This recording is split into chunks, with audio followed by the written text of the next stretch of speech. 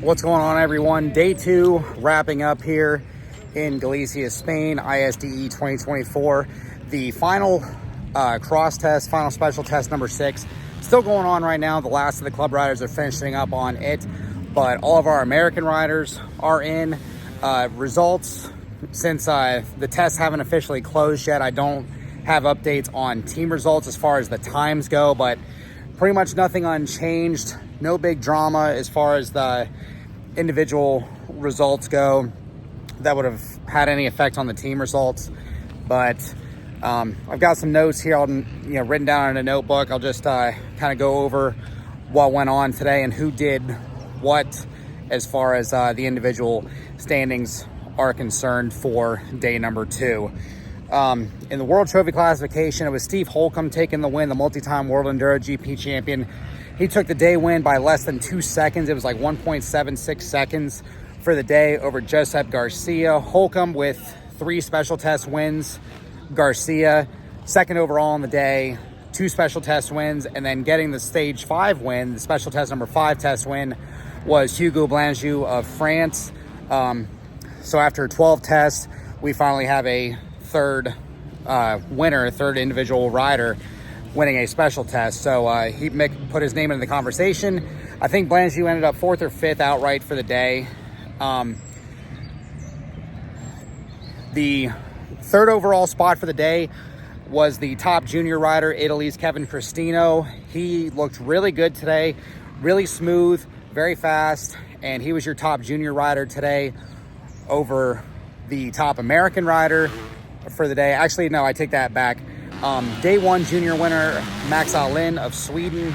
He was second outright for the day, just ahead of top American Grant Davis, who was the 3rd junior rider for the day. So Grant was top American out of everybody today. 9th overall scratch for the day. So pretty good for him. He's really happy about it. Everybody's really excited about it. So good on Grant for the finish today. Top 10 overall. Good job for him. As far as the rest of the American Trophy riders are concerned, Josh Toth was 12th overall for the day. Dante Oliveira was 18th. Cody Barnes was 27th overall. Johnny Girard 31st. He had a couple crashes today. If it hasn't popped up already on screen, it will here in a bit. I got the first one. I talked to him after he re-impounded the bike. He said it probably wasn't 20 seconds later, he crashed again, landed on his head. He's all good. He's ready to go for tomorrow. But just a frustrating day for him. Cody Barnes wasn't really too happy with his performance today. I didn't really talk to anybody else. Toth seemed all right with his day. Didn't talk to Dante or Matteo or Jason. Jason Tino had a better ride yesterday than he did today. He's the rookie. He's getting the jitters worked out. I think come tomorrow and Thursday, he's going to be in pretty good shape. But yeah, Matteo Oliveira was 36th overall for the day, and then Jason Tino putting in a 49th overall performance for the afternoon on day number 2. Like I said, I don't know officially, but it doesn't look like, according to the results, anything changed in the team classifications. In the World Trophy standings, France still leads the way over the United States. Spain in 3rd, with Girard having his day. I think Johnny was the slowest. I'm not entirely sure. Don't hold me to that. I can actually look at this. Yeah, Johnny was the 4th man today, and then with Julio Pando of Spain, he was farther down than Johnny. So nothing changing in the World Trophy classification as far as I know. Junior Trophy classification, Sweden still leads. I don't know if we made up any time on him, but it seemed about even with Grant's performance today. Lynn was just ahead of him, but I think between Albin Norbin and Matteo Oliveira, it was close. Sem might have increased the gap just because of the difference between himself and Jason Tino. So Sweden probably extended their lead today. France was consistent, but they weren't showing a whole lot of stellar results between Joyon, Thibaut Giraudon, and Antoine Elise. But like I said, the tests aren't closed yet, so the results aren't official, but I wanted to make sure you guys got an update and just had an overall idea of what was going on for day number 2. In the women's World Trophy classification, Brandy Richards wins day number 2. She also won day number 1. She had 4 test wins on the day in her own right. Rachel Archer, New Zealand native, GNCC champion, national enduro champion. She was P2 for the day. 2 test wins in her own right. So good performance from Rachel. Maria Badia of Spain was P3 on the day. No test wins. Obviously, Brandy taking the 4. Archer getting 2. But Maria Badia of Spain in P3 for the day in individual women's scratch. Rachel Gudish was P7 on the day. Ava Silvestri was P10 for the afternoon. I don't think anything changed, flip-flopped, anything. If anything else, Women's World Trophy in the team standings, USA increased their lead today. Danielle McDonald, I mentioned in the video that went up this morning. She's dealing with a leg injury. I didn't even see her name in the results. I also didn't look far enough, so that's on me. But with Brandy, Rachel, and Ava in the top 10, all 3 riders in the top 10, they extend their lead over Australia. Sweden is 3rd with Carlson, Malm, and I can't remember their 3rd rider's name, but that's the breakdown on all the trophy teams for day number 2. In the club classification, like I said, club's still out riding right now, but all the American riders are in. Jaden Donners took top honors today, P8 for the afternoon. I've got him on camera. His bike was steaming, but it sounds like it was just overheating.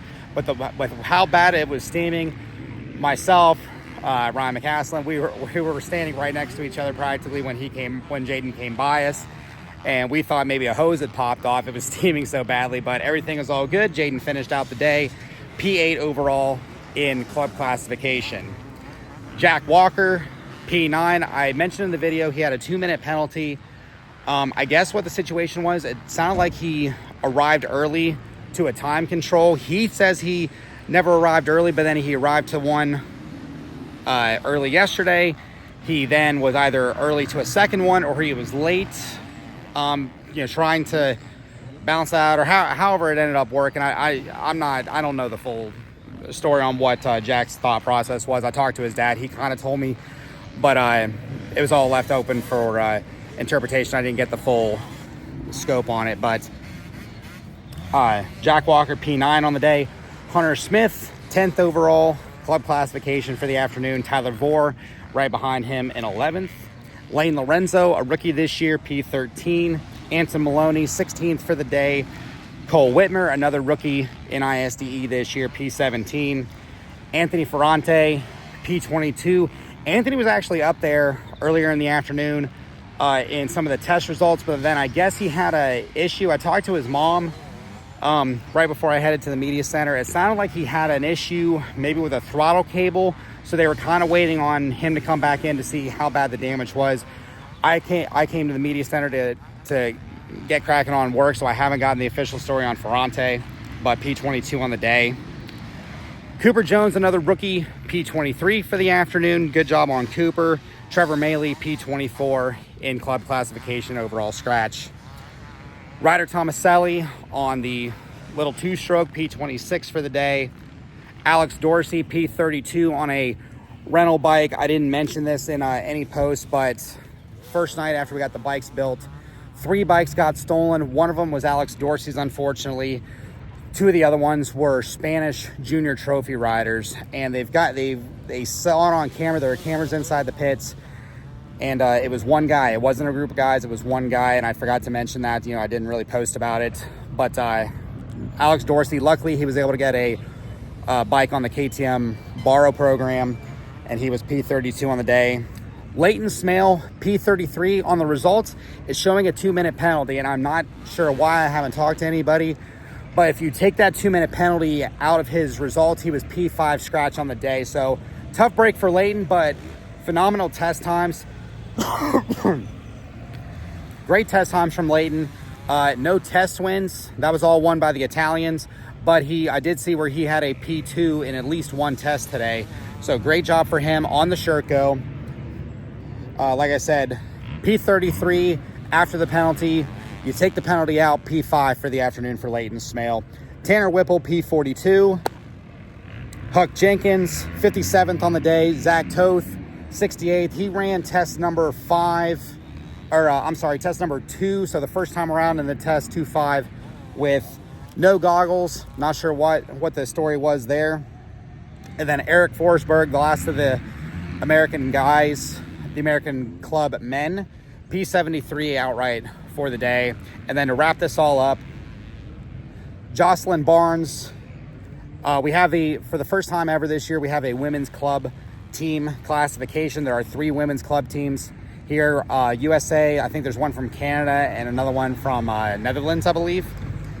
And Jocelyn Barnes is the outright winner on day 2, and I believe she was the outright winner on day number 1. She won by 1 minute 29 seconds over teammate Olivia Pugh.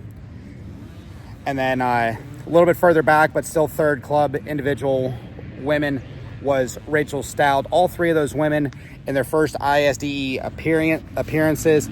Rachel Stout's been to ISDE before in a support role with some of the other women's riders that have raced trophy in the past, but she knows the format.